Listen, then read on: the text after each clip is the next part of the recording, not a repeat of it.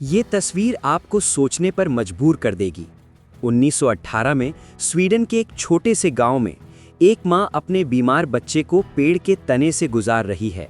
ये कोई अजीब रस्म नहीं, बल्कि उस समय के लोगों की आखिरी उम्मीद थी।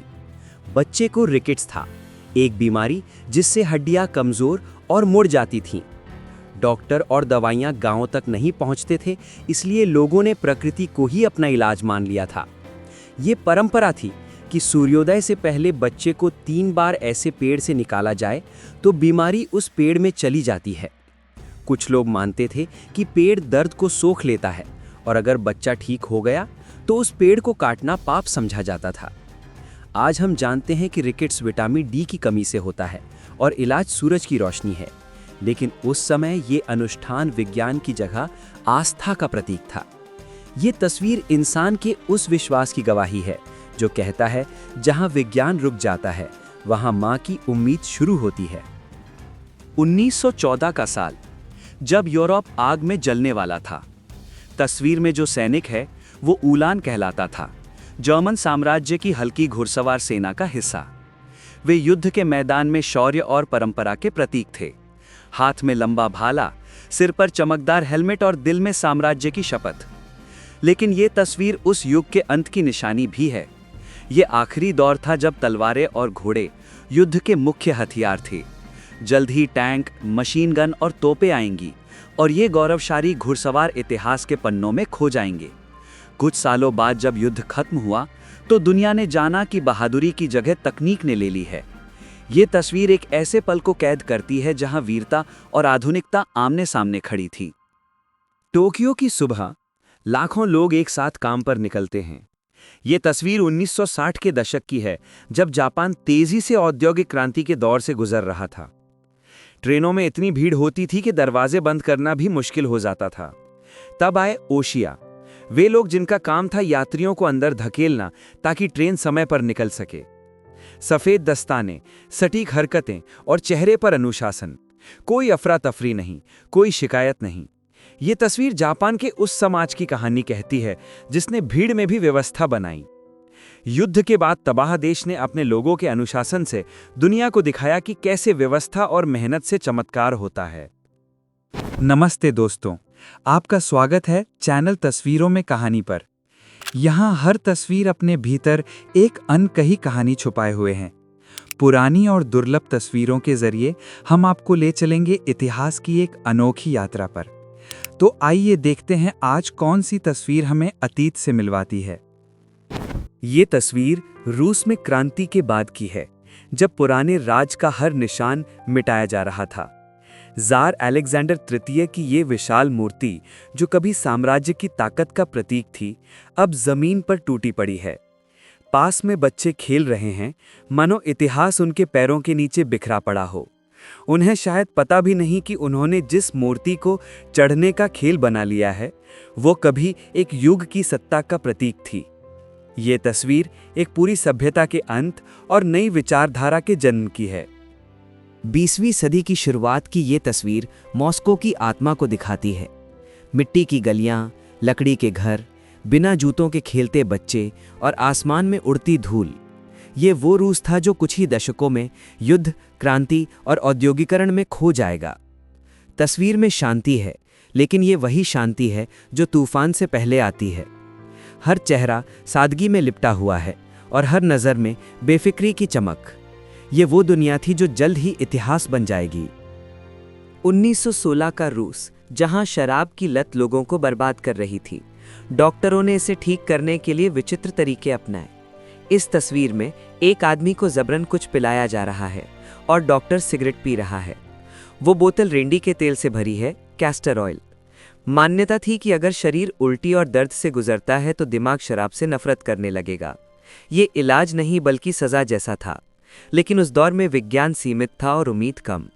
ये तस्वीर दिखाती है कि इंसान सुधार के लिए कितना दर्द सहने को तैयार होता है। ये तस्वीर इंसान की ऊंचाइयों को छूने की चाह को दिखाती है। 1906 में अमेरिका के सिनसिनाटी शहर में ये फनिक्यूलर बनाया गया। एक रेलगाड़ी सीधे पहाड़ी पर चढ़ती थी। उस समय ये विज्ञान कथा जैसा था। लोग इसे देखने दूर दूर से आते थे।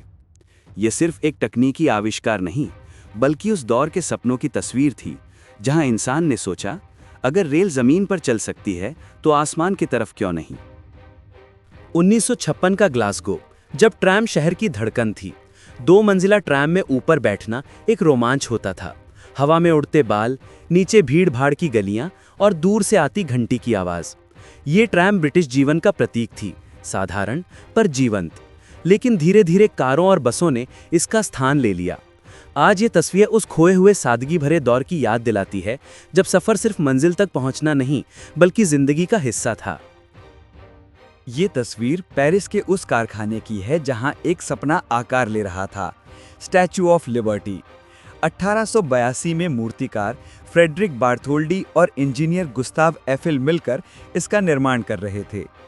तस्वीर में मूर्तिकार विशाल धातु ढांचे पर काम कर रहे हैं, वो हाथ जो आगे चलकर मशाल उठाएगा। उन्हें शायद नहीं पता था कि ये मूर्ति लाखों प्रवासियों के लिए उम्मीद का प्रतीक बनेगी। ये तस्वीर इंसान की रचनात्मकता की ताकत दिखाती है, जब कोई विचार सीमा पार कर इतिहास बन जाता है। 1928 की आर्कटिक, बर्फ, तूफान और इंसान का साहस। तस्वीर में जो विशाल हवाई जहाज है, उसका नाम इटालिया था। इसे जनरल उम्बर्टो नोबिले चला रहे थे, जो उत्तर ध्रुव की खोज पर निकले थे। ये मिशन वीरता का प्रतीक था, लेकिन जल्द ही त्रासदी में बदल गया। तूफान में एयरशिप टूट गया, कई लोग मारे गए और बाकी बर्फ में फंस गए। ये तस्वीर उस पल की है जब इटालिया आखिरी बार सुरक्षित थी। ये याद दिलाती है कि इंसान हमेशा असंभव की ओर बढ़ता है, कभी जीतता है, कभी खो जाता है, लेकिन रुकता नहीं। ये तस्वीर ब्रिटेन के एक छोटे से मछुआरे गांव की है, 1880 के दशक की। इसमें एक बूढ़ा मछुआरा अपने पोते को गोद में लिए बैठा है। चेहरे की झुर्रियों में समंदर की कहानियां छिपी हैं और हाथ में वो कठोरता है जो सिर्फ समुद्र से जूझने वाले लोगों में होती है। पाइप से उठता धुआं, कपड़ों पर नमक के निशान और बच्चे की मुस्कान, ये सब मिलकर एक पूरे युग की तस्वीर बना देते हैं। उस समय ब्रिटेन की मछली पकड़ने वाली बस्तियां देश की अर्थव्यवस्था की रीढ़ थीं। सुबह से पहले नावें निकलती और लोग समुद्र पर दिन रात बिताते। जिंदगी कठिन थी, लेकिन गर्व से भरी हुई। ये तस्वीर सिर्फ एक दादा और पोते की नहीं है, ये मेहनत, परंपरा और समय के प्रवाह की कहानी है। बच्चे के चेहरे पर भविष्य है और बूढ़े की आंखों में गुजरा हुआ कल। ये तस्वीर याद दिलाती है कि हर पीढ़ी अगली को अपनी कहानी सौंपती है, कभी शब्दों में, कभी नजरों में। ये तस्वीर 1959 की है, अमेरिका के उस दौर की जब काउबॉयज सिर्फ खेतों के आदमी नहीं थे, बल्कि देश की पहचान बन चुके थे। तस्वीर में काउबॉय घोड़े पर खड़ा होकर लासो घुमा रहा है और हवा में छलांग लगा रहा है। ये कोई सिनेमा नहीं, बल्कि असली जीवन का दृश्य है। उस समय अमेरिका में रोडियो प्रतियोगिताएं बहुत लोकप्रिय थीं, जहां काउबॉयज अपनी कला, साहस और सटीकता दिखाते थे। लासो घुमाना सिर्फ खेल नहीं था, ये उनके अस्तित्व का हिस्सा था। वो रस्सी जिससे वो मवेशी पकड़ते थे, अब शोहरत का प्रतीक बन चुकी थी। ये तस्वीर उस आत्मा को दर्शाती है जिसने अमेरिका को पश्चिम की ओर बढ़ने का साहस दिया। उस छलांग में सिर्फ एक ट्रिक नहीं, बल्कि आज़ादी और रोमांच की भावना छिपी है।